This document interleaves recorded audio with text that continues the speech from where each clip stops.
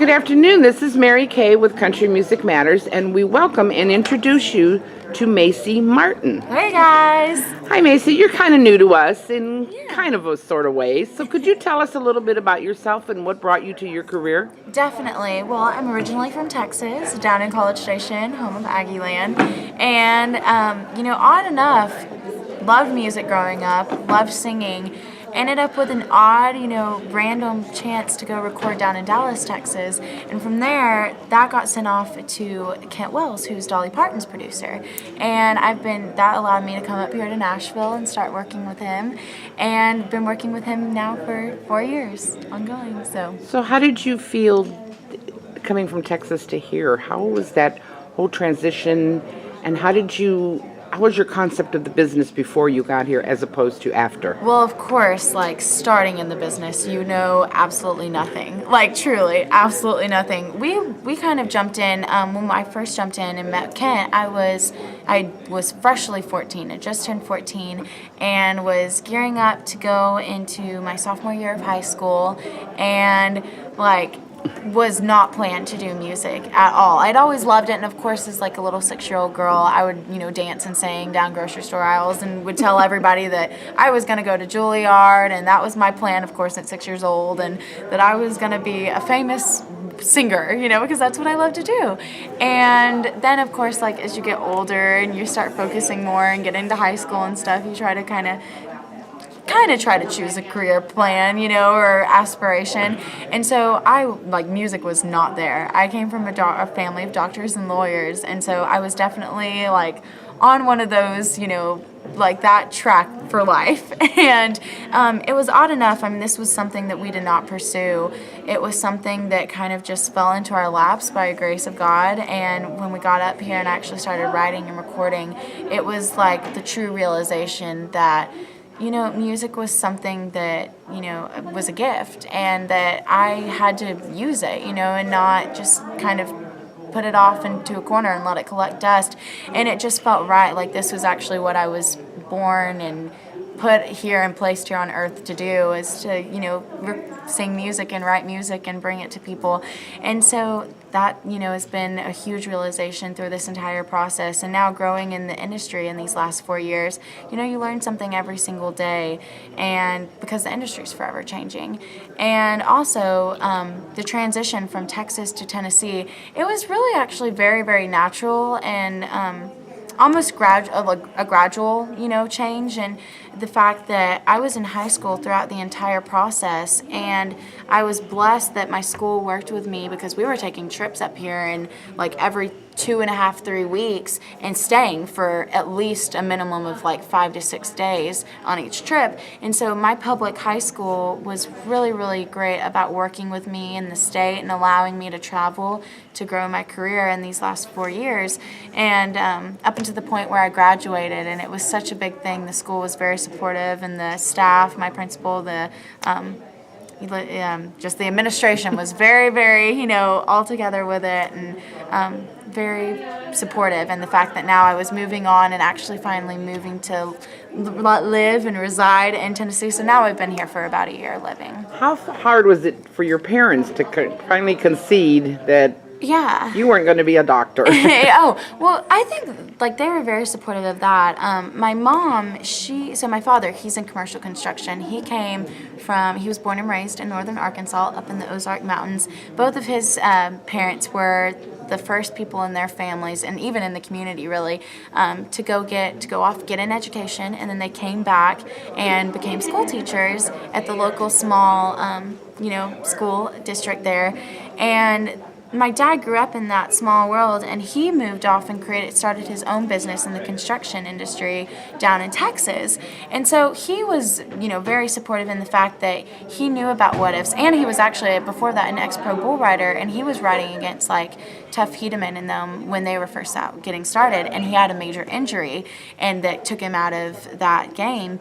And so I think he realized about, what ifs, and so he truly was supportive in the fact of music, go follow and pursue something that you are passionate about, because if you don't, forever for the rest of your life, you'll wonder, well, what if I had done that? Or you'll be unhappy in a career that you just jumped into. And my mom, she the same. She's very, very supportive. She's a dream mother, and the fact that she helps me out with everything and managing my own life.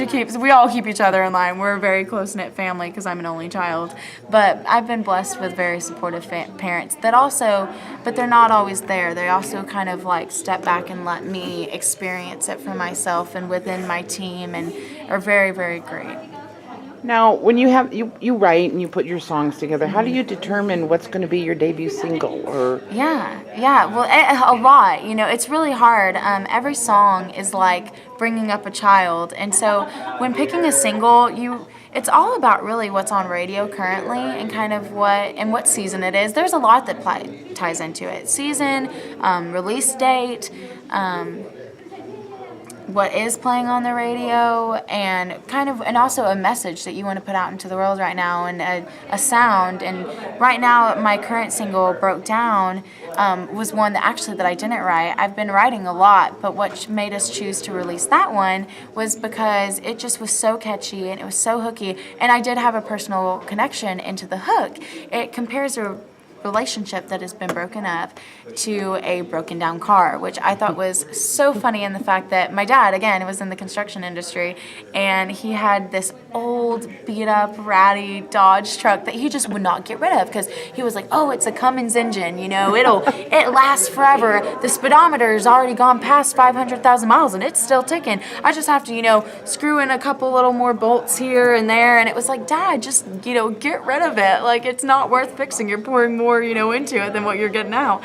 And I thought it was so funny because it tied exactly into the song. I was like, how perfect. Like, I can relate to this in a sense. I've had relationships that have been broken up, and I have a dad who had I know about old trucks and cars that don't need to be fixed anymore. Just get rid of it, So you have your Back to Reality video on Yes. GAC, excuse me. No worries. Talk about that. Of How fun was course. that to make? That was my first ever music video, and that was back when I was 15 or 16 years old, and that was so much fun. We had Adrian David Payne, who is a photographer that I work with, and Moo Creative, who works a lot with Brad Paisley and other larger artists, and they helped put together that video, and it was so much fun. The crew, we looked like an alien, just UFO dropping every place we went, because it was so many cars and all the big, lights and the production and everything.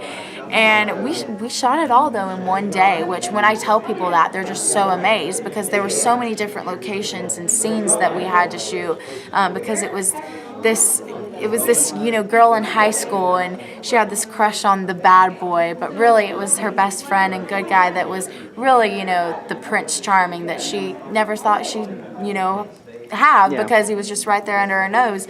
And so it kept flashing back between this girl and the high school class and all nerdy and stuff, and then to like her dreaming up that she's in this fairy tale land. And it was a wonderful video to shoot and super duper fun. The crew and everyone were just absolutely beautiful to work with.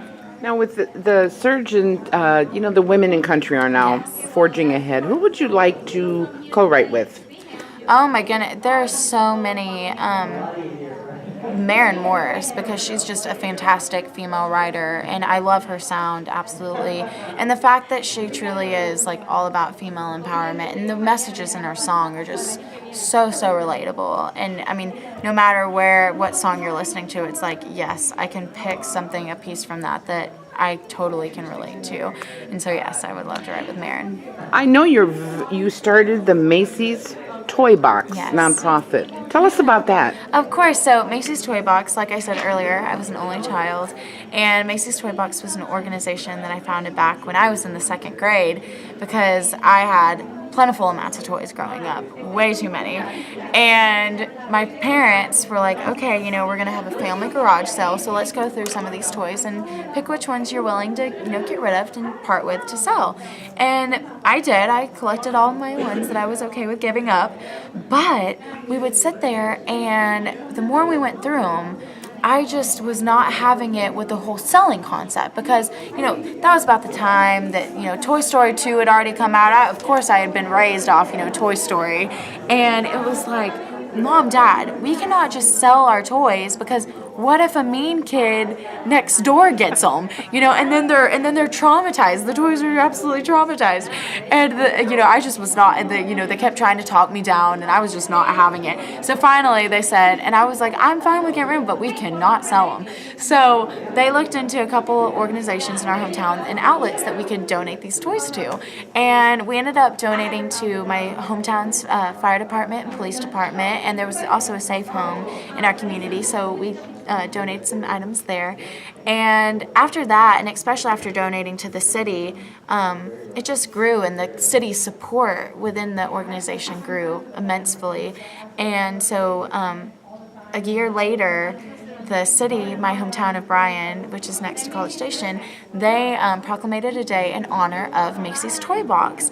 And so now, just 10 years later, and after the community support for following years after that, it's just grown. I carried it throughout my entire journey throughout Texas, and I try to carry it in every single thing, an aspect of my life that I do today, because it's just something that's so still near and dear to my heart. And the fact that it's so simple for people to get involved, you just have to go clean out your own toy chest, and it's so just insane. It still blows my mind today, the fact that a small stuffed animal, or a large one, whatever, or a book, something you can bring to a child who may not have something like that, or who does, but maybe their house burnt down, or they just lost a parent or a grandparent or something. You can bring that to them, and it brings them so much comfort. It just, and truly can change their day and change their mindset in a situation that may be more difficult for them. Now, where to would face. someone find information? Yes, of course. So you can go on to my website, macymartinmusic.com,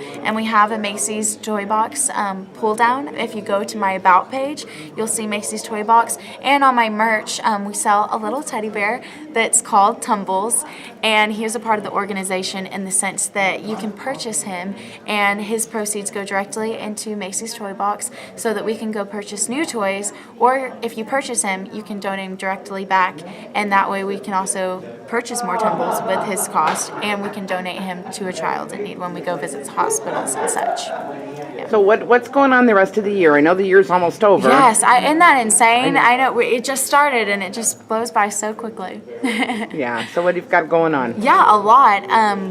Writing, touring, just going out and playing shows everywhere that we can, and continuing to write. I've been writing so much recently. In the last 2.5 months, we've written 40 songs, and we've done that 3 times now in the last year since about January.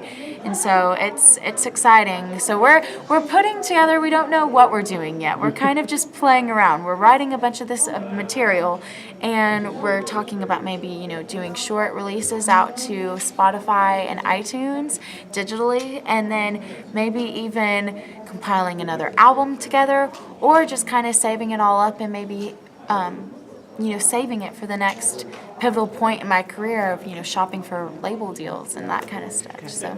Now, what are your socials? Where can people find you? Yes, of course. MacyMartinMusic.com is where you can find everything, as well as Instagram, Facebook, Twitter, and Snapchat, and Spotify, all at Macy Martin Music. There's so many. We keep it simple, but there are so many, you guys. Well, Macy, thank you so much for your time this afternoon, enjoying us. We've enjoyed it. Enjoy the rest of your CMA Fest. You guys too. Bye. Thank you.